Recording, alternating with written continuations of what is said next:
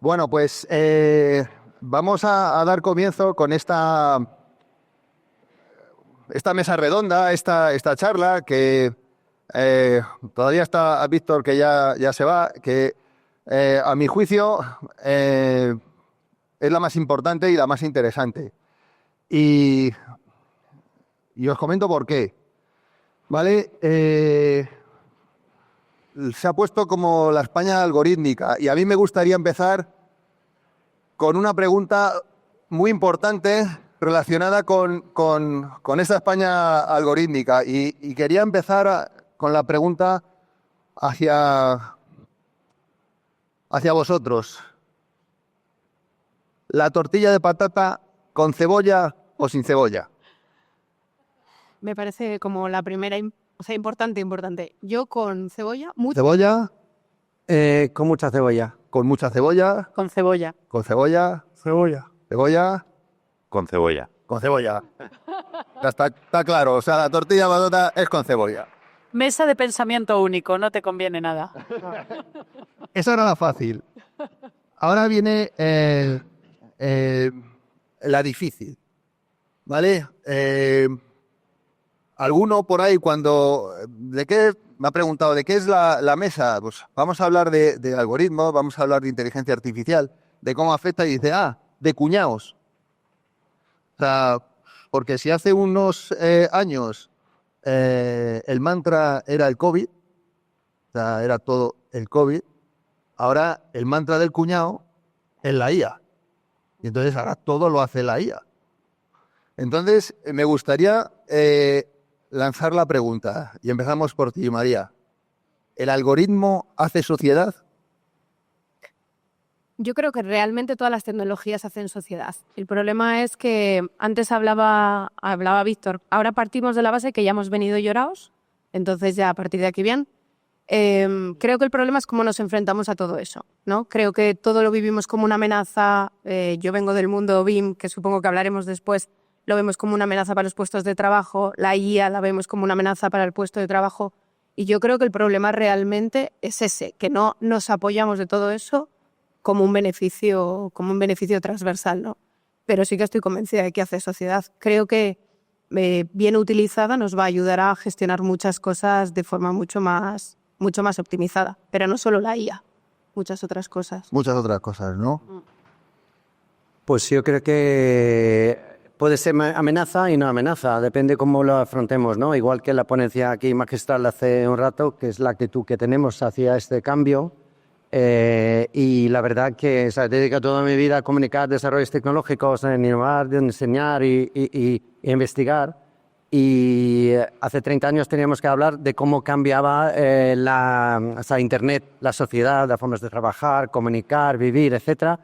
Ahora el reto es 10 veces mayor, porque no es un cambio transversal poco a poco, es radical, totalmente disruptivo y la sociedad va a cambiar de 1000 maneras. O sea, es como la transformación de la agricultura a la industrialización. Entonces, o más. Entonces, va a afectar nuestra forma de trabajar, en qué vamos a trabajar. Ya desaparecen trabajos, no van a volver nunca, los jóvenes no pueden entrar en las nuevas profesiones y hay que replantearse en qué vamos a trabajar y dónde vamos a vivir. Por eso el tema también creo que la España vacía.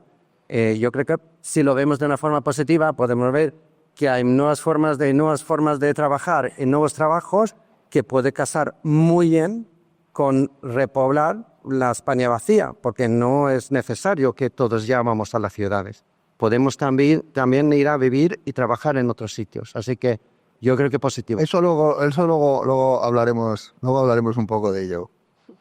Yo no sé si el algoritmo hace sociedad, lo que sí sé es que la sociedad hace algoritmo. Ahora mismo la IA va encaminada a convertirse en comoditizarse completamente, en convertirse en una herramienta totalmente invisible. Ya nos acompaña en muchas áreas de nuestro día a día y nos va a acompañar en muchas más. Es una revolución imparable y lo que tenemos todos que vigilar es que el algoritmo sea el algoritmo de la sociedad y no al revés. Uh-huh. Estando de acuerdo con todo lo que han dicho mis compañeros, yo creo que lo que hay que preguntarse es ¿para qué hacemos tecnología? Pero no ahora, o sea, hicimos una para no acabar con las manos. O sea, no parece que cavar más y cada vez producir más, ¿no? A lo mejor tenemos que empezar a pensar que debemos producir de otra manera y vivir de otra manera. De esto se trata esto, ¿no? Si lo hacemos para que la sociedad sea como quiere el algoritmo, mal vamos. ¿Cómo queremos nosotros vivir? O dejar de hacer ciertos trabajos que no debería hacer nadie en el planeta. Y ahora está en nuestras manos, ¿no? Creo que tenemos que pensar cómo queremos que sea esa sociedad, no que nos la habían hecho, ¿no? Vale, te compro el discurso, pero a medias. ¿Por qué? Porque la tecnología al final, quien la controlan 4 o 5 grandes empresas. Entonces, El gran problema de esta tecnología es que no es inocua. Y creo que ha pasado con las redes sociales. No nos defendimos y ahora nos defendemos a posteriori y ha creado muchísimas cosas buenas, pero también ha creado muchísimas cosas malas. Entonces creo que tenemos la oportunidad ahora, viendo lo que ha pasado con la primera oleada de Internet, por decirlo, cómo plantearnos esta, que es mucho más rápido, mucho más impactante, mucho más... Bueno, ¿cómo queremos plantearnos como sociedad? Y se ha dicho a lo largo de toda la mañana, ¿no? Estamos dormidos, adormilados, no protestamos mal, nos dejamos llevar. Bueno, si nos dejamos llevar, pues nos llevarán a donde quieran esas 10 personas. Pues Sergio, me gustaría... Sí. O sea, yo creo que el algoritmo no deja de ser una herramienta y yo creo que lo que sobrevuela un poco en todas las respuestas es el tema de la agencia, ¿vale? O sea, como quién construye la orientación de estos algoritmos, que la intención aparente es que cada vez sean menos visibles y que estén imbricados a todos los niveles de la sociedad. Y esto ahora mismo, en el mundo actual, es una capacidad cada vez más creciente de agencia por parte de las empresas que tienen el control sobre estos algoritmos. Entonces, yo creo que un objetivo para que sean algoritmos más humanos es ser capaces de visibilizar cuáles son las redes de intereses que están detrás de estos algoritmos y hacerlas propias, sea a escala regional, nacional o de un colegio profesional, por ejemplo. Claro, pero entendiendo que, o yo creo que nosotros que estamos ya peinamos canas, aunque no lo parezca, ¿vale? Pero yo, o al menos yo sí que reflexiono que hemos fallado como sociedad. En una parte, porque yo tengo 3 hijos y, sinceramente, no veo futuro de que puedan el día de mañana llegar a comprarse una vivienda tal y como está ahora. Y todo tiene tendencia al alza del precio de la vivienda. Entonces,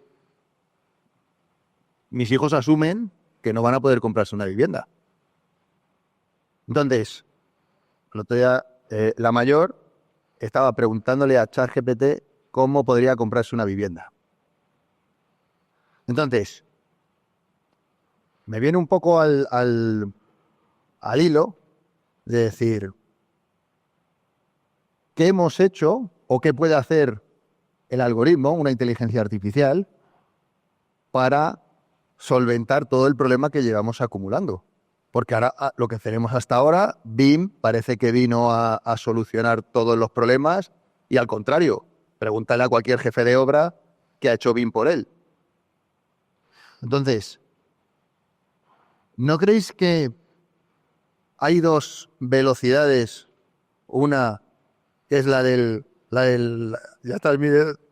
una que es la de la tecnología, la de esos avances, teléfonos más potentes, inteligencias artificiales, cada día sale una cosa nueva que es mejor que la anterior, pero supera.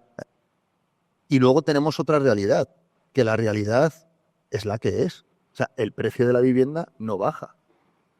Entonces, me gustaría, dentro de todo ese mare magnum, he dicho, vamos, tendríamos que hablar de BIM, efectivamente, vamos a hablar de BIM, pero díselo a los jefes de obra que están en la caseta. No te voy a hablar de BIM, ¿vale? Pero sí que te voy a hablar de una cosa. Yo creo que, o sea, obviamente no vamos a venir con tecnología a cambiar el precio de la vivienda, pero es verdad que a lo largo de la historia han ido pasando casuísticas alrededor nuestras que en el fondo son como vestidos para la misma muñeca, que han ido pasando, y una de ellas es la de la vivienda. Creo que realmente un poco, igual estoy como influida por la ola de Víctor de antes, pero realmente creo que es la capacidad que tú tengas para salir de tu zona de confort. Yo soy arquitecta, de las que hace pilares, o de las que hacía pilares. Por circunstancias, de repente lo que no era BIM en esos momentos llega a mi vida en un entorno de estudiante y yo dije, esto me mola, me hace las secciones gratis, nada más. No me gustaba nada más porque no sabía nada más. ¿Qué pasa? Que a partir de ahí yo he ido saliendo de mi zona de confort. Iván, que me conoce mucho, ahora programo, desarrollo aplicaciones que me ayudan a hacer mi día a día más fácil. ¿Voy a resolver el precio de la vivienda? No, pero estoy colaborando o estoy haciendo que mis capacidades se adecúen al medio en el que vivo.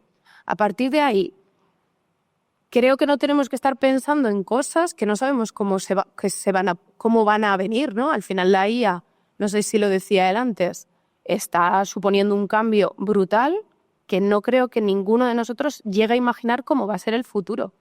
Con lo cual tampoco creo que ni ChatGPT sepa cómo va a ser el futuro, si el BIM realmente va a ser el futuro, si la IA va a ser como tal el futuro o qué. Entonces, lo que sí que está claro es que mi día a día es de una determinada manera, que tengo unos problemas que necesito resolver o pasar de la mejor manera posible por ellos, y que en mi mano está decir, oye, me adecuo o me rindo y digo, la vida es una mierda, la IA me está comiendo el trabajo, ¿no? Entonces yo creo que ese es el problema. Yo puedo interrumpir y decir No, interrumpir siempre que queráis. Yo, no creo que sea la IA en la que venga a solucionarnos. No hay ninguna. Las tecnologías son habilitantes de algo. Y ahora lo que necesitamos son nuevas maneras de solucionar un problema que se ha dicho que está muy enquistado porque tiene demasiadas vertientes. Demasiadas. O sea, no somos capaces. No, que si el suelo, no, que si la mano de obra, no, que si esto, no, que si la burocracia. Y la tecnología ahora nos da capacidades que no teníamos antes, un habilitante de capacidades, nos da flexibilidad, nos da velocidad, y lo que tenemos que empezar a ser flexibles y veloces para solucionar un problema que tenemos hoy. Estamos hablando esta mañana de desarrollos a 10 años o no, o sea, esto es un habilitante nos hace superhéroes, pero vamos a hacer superhéroes para bien y para proponer soluciones, pero es solo un habilitante. También es verdad, Mario, perdona, Iván, que hemos generado mucho hype en torno a muchas tecnologías, desde los smart cities, ¿no? O los gemelos digitales o los BIM. Creemos que todo eso es la panacea que van a venir a resolver un montón de cosas, pero yo creo que generamos tanto hype hace que no sea tangible muchas de las... Pero es que yo creo que el problema es que esas tecnologías sí solucionan o dan dinero a quien las sabe utilizar. Y empezamos a...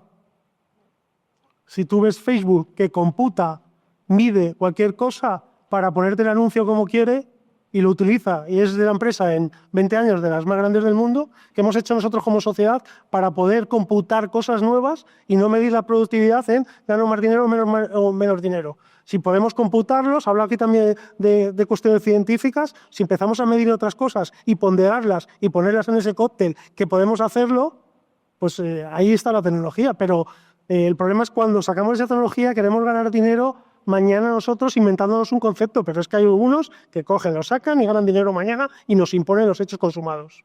Yo creo que el tema es que la pregunta o la afirmación tuya desde el inicio está mal. No es verdad que no se pueda llegar a comprar una vivienda a un joven que trabaja. Hay muchísima oferta de trabajo, muchísima, de cuidado de gente mayor, etc. Yo he trabajado en eso de joven, muchísimo.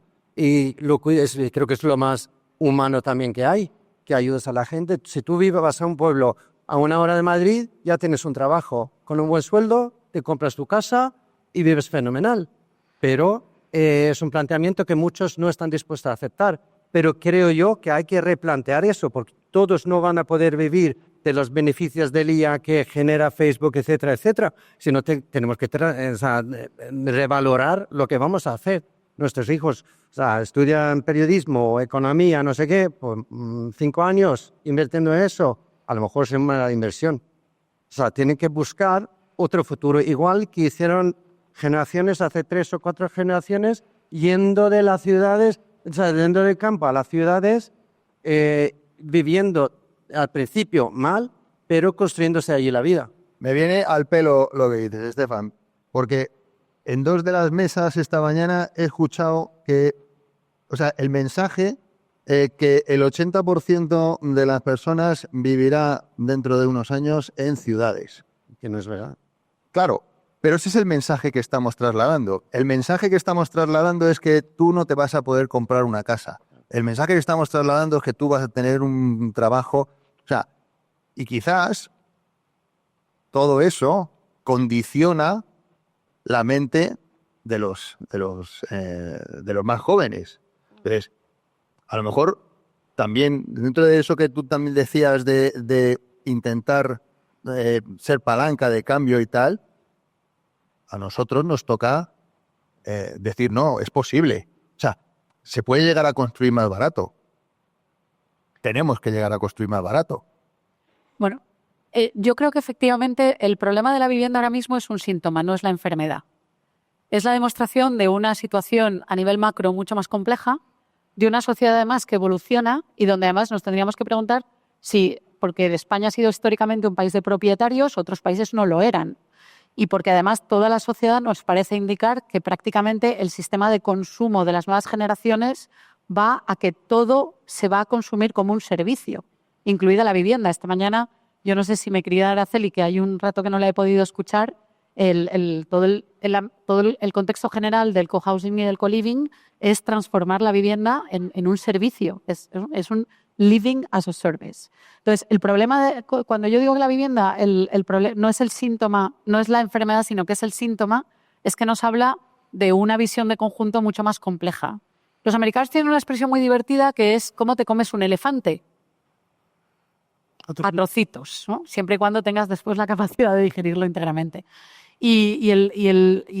La vivienda es una de esas demostraciones que ha puesto de manifiesto la cantidad de ineficiencias que tiene un proceso tan amplio, tan duradero y tan expuesto a contingencias como es el proceso de construcción de un producto que se va después a transmitir o que se va simplemente a consumir en alquiler, como veníamos diciendo antes. Entonces, simplemente por un poco terminar de aderezar el debate anárquico que habéis empezado, que a mí me encanta, porque además tengo que deciros que es la primera sesión de todas las que llevo acumuladas en los últimos años que no ha habido que prepararse.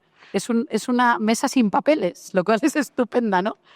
Porque a veces vienen muy cocinadas. Y es que efectivamente la tecnología tiene que ser el elemento capacitante para desbloquear las ineficiencias y sobre todo para desmontar algunas de las cosas que nos siguen pasando demasiado en este sector, que pasan debajo de la mesa, que pasan de forma opaca. Y eso está provocando, entre otras cosas, sobrecostes y sobreesfuerzos que todo el mundo asume fatalmente y que es al primer aspecto al que deberíamos atacar. Entonces, acortar los procesos va a suponer que vamos a tener muchísimos ahorros financieros, acortar las ineficiencias va a suponer que no vamos a tener que pagar por errores, acortar también las incertidumbres va a suponer que vamos a eliminar riesgo y todo eso, lógicamente, aunque haya una parte, no soy la más ingenua de la sala, aunque haya una parte que capture ese valor inicial que va a aflorar a la superficie, lo van a capturar al principio unos pocos, pero en algún momento va a permear y tiene que llevar al usuario final. Y eso es lo que tenemos que perseguir como sociedad. Respecto de esto, también ha estado en el aire cuando hablamos de la construcción o de no hay mano de obra o no hay... Creo que tenemos que romper ese círculo vicioso de suma cero que es el sector. Que yo para ganar tú tienes que perder. Creo que la tecnología también va a habilitar que vamos a ganar los dos en este proceso. Y a lo mejor empezamos a tener mano de obra o no se van al globo porque prefiero irme al globo, soy autónomo, cobro lo mismo y no me levanto a las 7 de la mañana para ir a Móstoles. Es un caso muy extremo, pero o una contrata que sea más grande y no sea, oye, te voy a rascar a ti para que tú ganes. Y esto para mí es súper pernicioso en el sector. O sea, aquí gana uno y los demás a pelearnos por el euro. Y la tecnología está ahí para intentar que eso no suceda así. Me gustaría escuchar de Sergio. Sí, o sea, se ha dicho un poco el tema de, ha sobrevolado, las cosas son así, la tendencia es así, ¿Por qué? Porque la toma de decisiones es complicada. Una toma de decisión conlleva riesgo y hay canales establecidos que nos llevan a hacer las cosas de una manera determinada.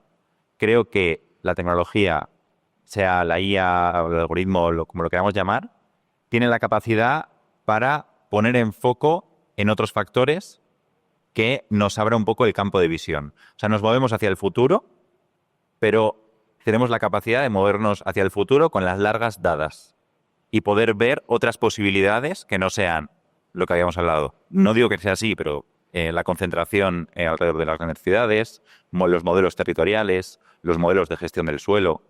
Entonces, tenemos esa capacidad de revelar datos de la realidad, no solo tendencias, sino datos reales y posibilidades, y modelar posibilidades con estas tecnologías. Entonces, yo creo que esa capacidad y esa posibilidad no deberíamos negárnosla en ningún caso. Yo hago un poco de cenizo y os compro el discurso al 100%, pero pienso y digo, la tecnología va por una vía, pero es que la realidad va por otra. Se ha hablado aquí de que se tardan 10 años en hacer un desarrollo urbanístico, 10, 15 años. Ojalá Entonces, también. Ojalá fueran 10. Pero claro, es que en esos 10 años la tecnología, el cambio ha sido, es exponencial. Y lo que se nos viene ahora, todo esto que estamos, es que la IA, porque no sé qué, todavía no hay regulación. O sea, ¿dónde está la ética? O sea, legalmente, ¿quién tiene la propiedad intelectual de algo que ha hecho con la IA? Entonces, nosotros podemos estar alineados y trabajar y hacer todo un desarrollo empresarial, profesional, pero si luego me están lastrando por detrás, entonces, ¿eso creéis que cambiará? ¿Eso creéis que va a seguir así? ¿Nos resignaremos y seguiremos haciendo cosas a 150 kilómetros por hora, pero luego vamos a ir con el freno de mano echado? Porque en la vivienda no es como cambiar de móvil, es mucho tiempo y claro, hay muchos proyectos de vida que no pueden llegar a desarrollarse por eso. Sí, yo muy corto, yo creo que es un tema de, igual que a las empresas privadas y a los particulares les cuesta incluso mantenerse al día con el desarrollo tecnológico, las administraciones les pasa lo mismo. O sea, tú necesitas tener, o sea, el objetivo ideal sería, mientras el Estado siga siendo el garante de las leyes y de la gestión de lo público en una sociedad, tendrá que mantenerse al día con la digitalización tanto de todos sus sistemas y de sus relaciones con los distintos elementos de esa sociedad. Entonces, yo diría eso, más digitalización del Estado y para agilizar todos esos trámites que tienes que tener sí o sí con el Estado. A no ser que decidamos que nos va a gobernar una IA y desechemos toda esa parte. Uh-huh. A nivel internacional ya empieza a haber bastante consenso. O sea, obviamente el tema que has puesto de manifiesto de los derechos de propiedad es uno de los temas clave y empieza a haber bastante consenso en que el producto de una IA tiene un copyright humano si el nivel de capas de decisión del humano que intervienen con el sistema automático es suficientemente relevante. Con lo cual ese tema a nivel jurídico se ha dirimido ya y tiene ya unas bases legales que obviamente pues con las complejidades de cada zona geográfica que conocemos. Por otro lado, yo que he tenido hace poquito la suerte de poder debatir con el director de IA de uno de los bancos más grandes del mundo, muchas de las empresas están ya empezando a tener muy en cuenta que desarrollos que no tengan en cuenta cuestiones de gobernanza del dato son muy arriesgados porque pueden construir sistemas tecnológicos que luego se les caigan como un castillo de naipes y por lo tanto ya empieza a haber una responsabilidad de las propias compañías a la hora de invertir en desarrollos que pudieran quedar en riesgo si evoluciona efectivamente lo que es la regulación en torno a la propiedad y a la gobernanza del dato. Y luego hay una tercera cuestión que nos debe también permitir entender lo complejo, pero al mismo tiempo como supernatural que es esto, y es la reacción, por ejemplo, que ha tenido China a los aranceles americanos. Supongo que todos ahora mismo sabéis en lo que estoy pensando. ¿Qué es lo primero que hizo China contra los aranceles de Trump? liberalizar las patentes. Dijeron, señores, el país que además el topicazo de que Europa investiga, Estados Unidos produce y China copia, se ha terminado. Ese mito ya no es cierto. China ahora mismo es una de las potencias intelectuales productoras de conocimiento más importantes del mundo.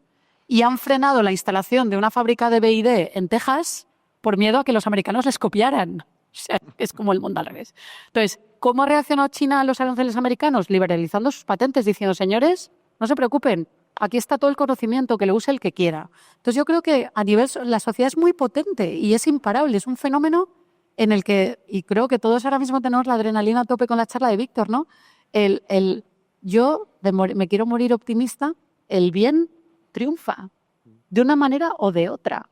Al final, somos una sociedad tan interrelacionada y tan potente que no vamos a permitir que haya movimientos en contra que nos ganen y la IA al final va a ser un reflejo y un elemento potenciador de esta especie de conciencia social en positivo que creo que acabará ganando la partida, sin duda ninguna. Es verdad, o sea, un problema es que el 95% de la población es así, no es capaz de imaginarse cambios disruptivos. Es decir, que evoluciona un coche va un poquito mejor, 10 kilómetros más por hora cada año o gasta un poco menos de tal, pero que dentro de 2 o 3 años, bueno, que podría ser la realidad si no fuese por regulación, que con todos los coches aquí fuera conducen solos, ¿no? Entonces la gente dice, sí, pero no, y no lo piensa. Es como el tema de IA, es que es imposible hacer que la gente entender cómo o imaginarse un futuro que es disruptivo. Entonces, la vivienda es cada vez más cara, pero bueno, vamos a cambiar. O sea, entonces, la vivienda aquí o la vivienda allí o el IA. Y la gente también está muy en contra del IA en general. O sea, 80% está en contra de la tal aplicación del IA dentro de no sé qué. Pero resulta que 85% lo utiliza. Lo primero que hacen, sacan el móvil en vez de Google, que usan Perplexity o lo que sea GPT, y dicen, y lo utilizan. Entonces, es muy diferente lo que decimos de lo que hacemos. Simplemente poniendo eso encima de la mesa, que cuando hablamos de esto, que muchas cosas que lo dicen, que a lo mejor los mensajes que recibimos, porque hay muchos intereses, pero la gente luego está a tope. Y es verdad. Y quieren cambios, y mejorar, o más contenidos, y mejor esto, no sé qué. Pero no ven cómo va a ser eso en el futuro. Entonces, pues sí, hay un balance de responsabilidad y de actuación. Pero si nos pasamos en que la gente es buena, pues vale, pues será bueno, pero lo malo es también, evidentemente, que tenemos que hacer. Es verdad. No regular quizás, pero... Es verdad que no somos capaces nadie de ver lo que pasa y nos da mucho miedo a todos el cambio, pero también nos adaptamos en 5 minutos. Aquí nos metimos en una pandemia, todos en casa, y a 2 semanas estamos todos allí en casa, trabajando y más obedientes y adaptados. O sea, tenemos una capacidad de adaptación y de olvidarnos brutalmente de las cosas. Aquí muchos han empezado a trabajar con FAS y con cosas así, ahora que le quiten el correo electrónico, ¿eh? O sea, pero nos adaptamos de una manera absolutamente fluida y contestando a cómo puede adaptarse la sociedad, la administración, todo. O sea, obviamente tenemos que ser mucho más fluidos, todas las instituciones. Esto que pasa va más rápido que nuestros elementos decisorios. O sea, y con la IAC, que es la ley de la inteligencia artificial en Europa, sacaron una hace 3 años y dijeron, esto va a ser así, así, así, así. Bueno, pues otros ya se pusieron diciendo, esto va a ser que no, que no la mitad. Y bueno, en China lo que hacen ahora son sandbots. Es verdad que tienen una sociedad absolutamente distinta, prueban una prueba de 1-1 muy grande de qué va a pasar con esto, 1 año, y en función de eso legislan. Bueno, pues a lo mejor hay que ser un poco creativos. Ahora empezar a legislar, pero lo que tenemos que ser más flexible en todos los aspectos que nos circunscriben. No me va a salir. Lo que pasa que, claro, estamos hablando y uno de los ejes es la España vaciada y dices, vamos a aterrizar esto a un pueblo de Soria. Vamos a aterrizar a esto... Que es la única región de España que no tiene ocupas. A lo mejor es por el frío. Ahí lo dejo. Entonces, ¿cómo aterrizamos eso? Porque yo estoy con vosotros en que algo tenemos que hacer y que tenemos que, o sea, que la administración es la primera que se tiene que poner las pilas. Pero claro, si hay pequeñas administraciones que no tienen ni siquiera para poner wifi en el pueblo, quizás se complica un poco más la cosa. Entonces, reconduzco el debate a otros dos aspectos que se han comentado. Uno es la falta de suelo y el otro es la falta de mano de obra. ¿El algoritmo puede darnos solución a estos dos elementos materiales? Totalmente.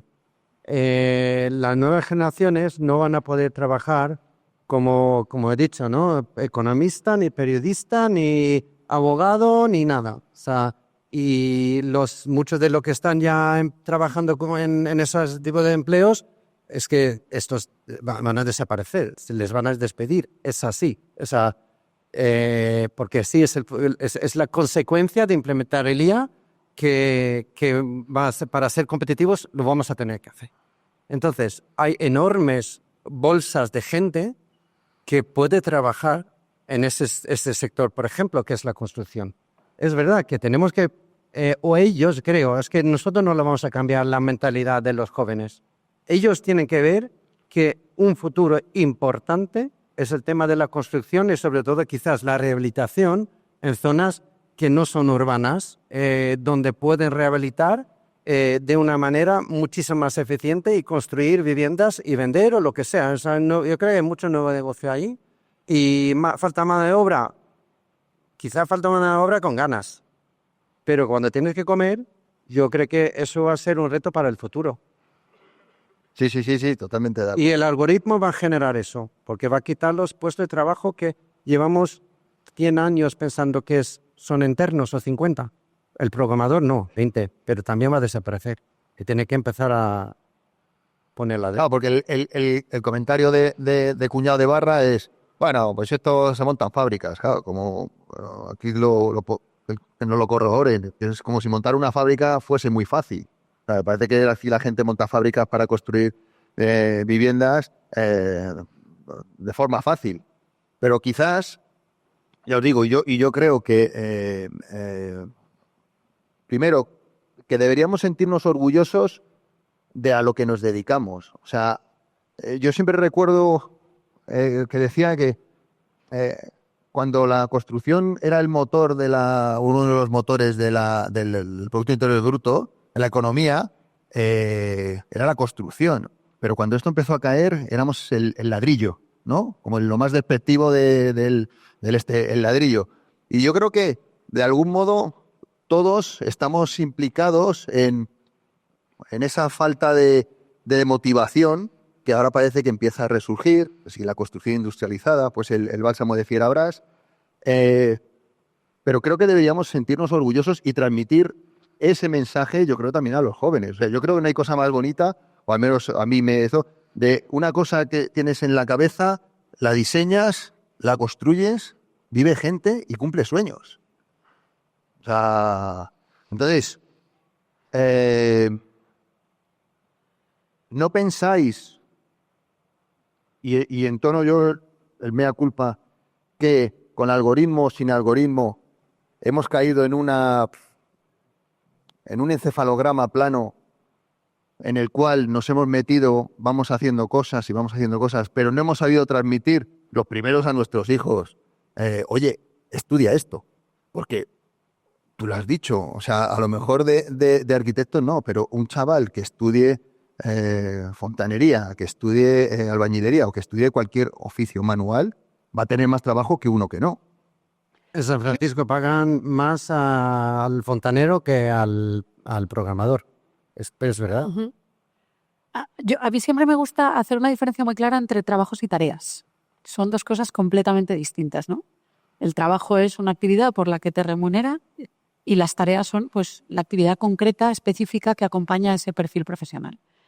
El pivotaje, me voy a agarrar un poco a tu pregunta anterior. Yo he tenido la suerte, se nos ha ido Juan Antonio, que es una de las figuras que más trabaja por este sector. Y Juan Antonio, como sabéis, pues fue uno de los pioneros en apostar por una fábrica de industrialización de componentes y además con estructura de madera, pues no solo abordando los dos retos, ¿no? Tanto el reto de la sostenibilidad y de empezar a introducir materiales con huella de carbono negativa, que al final los materiales, la huella de carbono embebida es responsable de la mayor parte de la huella del carbono del ciclo de construcción en toda su vida útil del edificio y además de una fábrica de industrialización. Y él se dio cuenta y se enfrentó a uno de los grandes retos que tenemos en el pivotaje hacia la industrialización en este país, que por otro lado es impepinable, o sea, no hay marcha atrás. Tenemos ejemplos en Europa, por otras razones. Los países nórdicos ya han superado el 60-70% de volumen de industrialización, entre otras cosas porque solo pueden trabajar el aire libre 2 meses al año, con lo cual tampoco tenían muchas opciones, ¿no? Y una de las grandes barreras que nos encontramos es que nos empeñamos sistemáticamente en emular a la industria automovilística o aeroespacial. Es decir, diseñamos un prototipo y confiamos en construirlo millones de veces idénticos y eso es lo que se llama economía de escala y eso es lo que justifica que todo el trabajo de prototipado, ingeniería de detalle y de perfeccionamiento de un sistema se puede después construir a través de una línea robótica que no requiere mano de obra. No sé si alguno de ustedes ha oído lo que son las dark factories. Por ejemplo, pues la Mercedes tiene factorías que trabajan los robots a oscuras y solo encienden la luz cuando reciben visita, porque los robots no necesitan trabajar con luz, ¿no? Bueno, pues esto, las fábricas de móviles también trabajan igual y empezamos incluso a pensar que este sistema podría ya llegar a muchas más capas de la industria. El problema que nos encontramos es que en arquitectura, gracias a Dios, cada proyecto es un prototipo.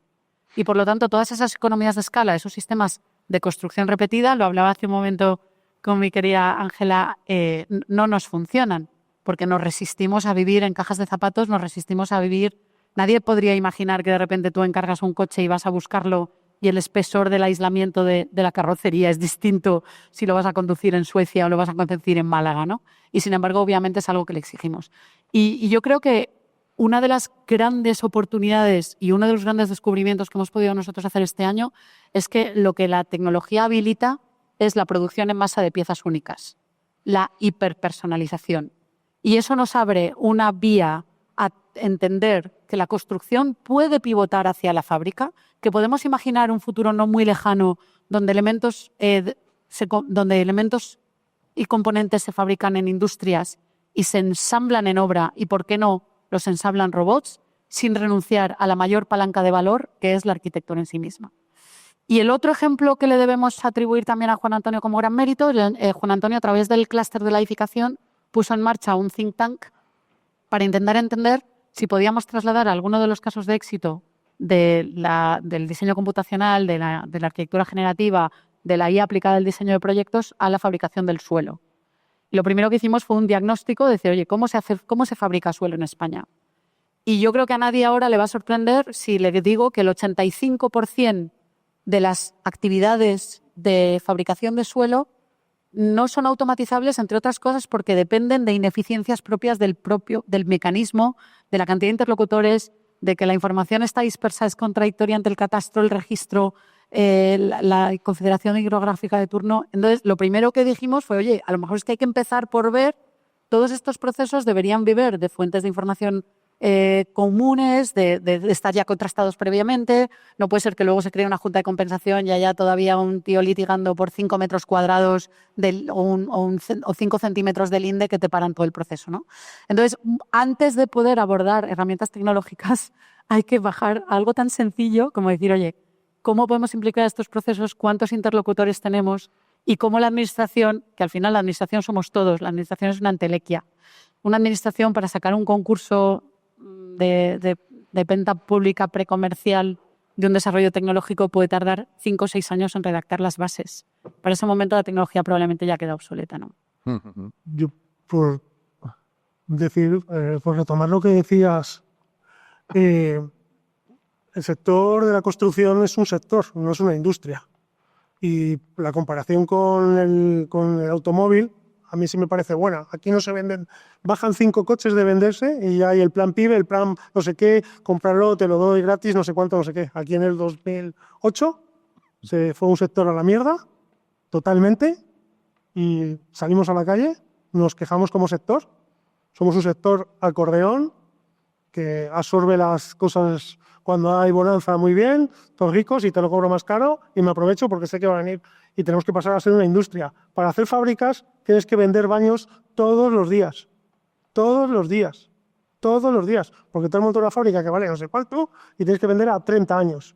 No vale que hoy venda 3.000 y el año que venda no venda 0 en 5 años.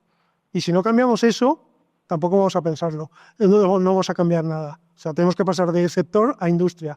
Y si el algoritmo va a transformar la mano de obra, decíamos antes, lo que estamos ahora haciendo con la inteligencia artificial es también ceder una parte cognitiva muy importante. Y esa parte cognitiva muy repetitiva y un conocimiento que se está perdiendo. En construcción también pasamos el conocimiento como los indios, de padres a hijos, de mira cómo se plantea una escalera, te lo cuento aquí, pero no hay un libro, no hay. Ahora ese conocimiento está quedando en algún sitio. Y para trasladarlo a esa persona que va a la obra o a esa industria, va a haber que ponerlo cognitivamente o a haber que y llevarlo ahí para que se le pueda trasladar a otro de una manera fehaciente. Y esto también tenemos que empezar a pensarlo. O sea, nuestros procesos tienen que estar absolutamente disgregados, puestos encima de la mesa, Trazado. que pasen de uno a otro. Ok, para terminar, que me están diciendo ya, y como estamos trabajando con la IA, me gustaría que me dieseis un prompt para darle a la IA y que nos escupiese alguna solución o algo que penséis con el que finalizar nuestra España algorítmica de mesa. Sé que es un atraco, pero... Es un atraco, es un atraco. Yo creo que mi prompt iría un poco por la parte de análisis de datos. Creo, lo estaban diciendo mis compañeros, tenemos una cantidad ingente de datos que pasan por nuestra vida y que no les hacemos caso y nos van a ayudar a tomar decisiones de futuro, le decía él, de una forma mucho más responsable. Y antes en la mesa de ciudades había una coletilla que ponía que las smart cities no nos estaban ayudando, y yo creo que es que muchas veces estamos obviando muchas cosas que están ocurriendo por pasarlas de alto. Uh-huh. Entonces mi prompt me iría por ahí. Iría por ahí, bien. Pues como un prompt tiene que tener un background, una solicitud y luego lo que quieres como resultado, yo diría que nos explique bien qué trabajos, ya más o menos lo sabemos, van a desaparecer, qué actividades en general lo que estamos haciendo van a desaparecer, cómo van a ser los trabajos del futuro, cómo vamos a vivir en el futuro, o sea, en base de esos cambios, y que nos busca soluciones disruptivas de la evolución de la sociedad que nos puede tener una vida mejor y más humano. Genial. Yo creo que nos estamos equivocando pensando que nuestras disciplinas se van a poder ayudar de IAs conversacionales, que solamente es una parte muy pequeña de las técnicas de IA, las que dependen de modelos de lenguaje. Y si tuviera que decirle a una IA conversacional que ya de por sí pienso que no me va a saber resolver el problema, le diría: no me digas lo que no sabes.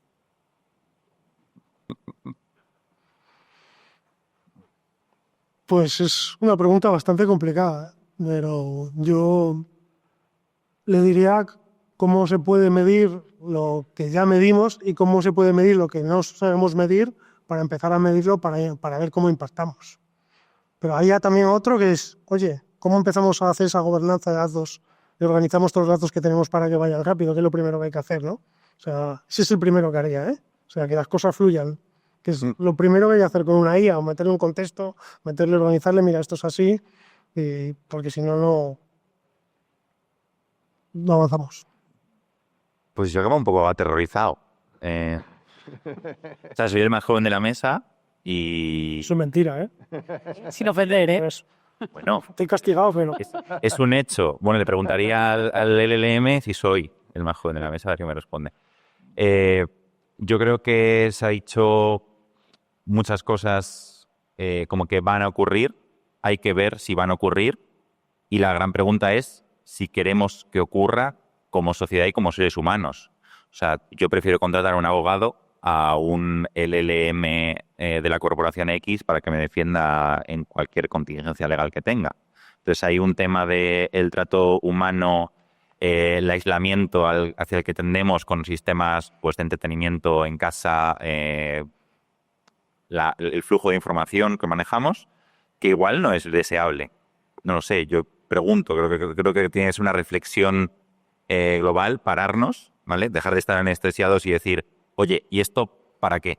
¿Esto lo queremos o no lo queremos? Y luego, hablando del dato, sí que tenemos muchos datos, sobre todo en relación al cambio climático, que no lo hemos tocado. Entonces, igual deberíamos, sí, recopilar datos, pero prestar atención a esos datos que apuntan que el horizonte climático no tiene muy buena pinta. Y sobre todo sabiendo que desde el boom de la IA hay un nuevo país desarrollado que consume esa cantidad de electricidad y de energía que antes no estaba ahí y que tiene visos de crecer. Entonces, eso es lo que le preguntaría. ¿Para qué me preparo? ¿Para una distopía o para una utopía tecnológica? Genial, genial. Pues muchísimas gracias. Simplemente, oye, antes Víctor nos ha dicho que si llegábamos al aeropuerto y teníamos un retraso de 9 horas, pues, hostia, pero si lo comparábamos con el retraso de 45 minutos, pues nos volvíamos más felices. Bueno, pues el problema de la vivienda no es solo aquí en España. O sea, el problema de la vivienda lo tenemos en toda Europa y también lo tenemos en América. Entonces, no somos los únicos. Lo único que quizás a lo mejor, si sumamos los esfuerzos todos, pudiésemos dar una solución un poco más acorde a este grave problema. Nada, muchísimas gracias porque ya me he pasado. Gracias. Estamos en la sala X. Esto antes tenía un sentido en la sociedad que éramos y ahora tiene otro sentido en la sociedad que queremos ser.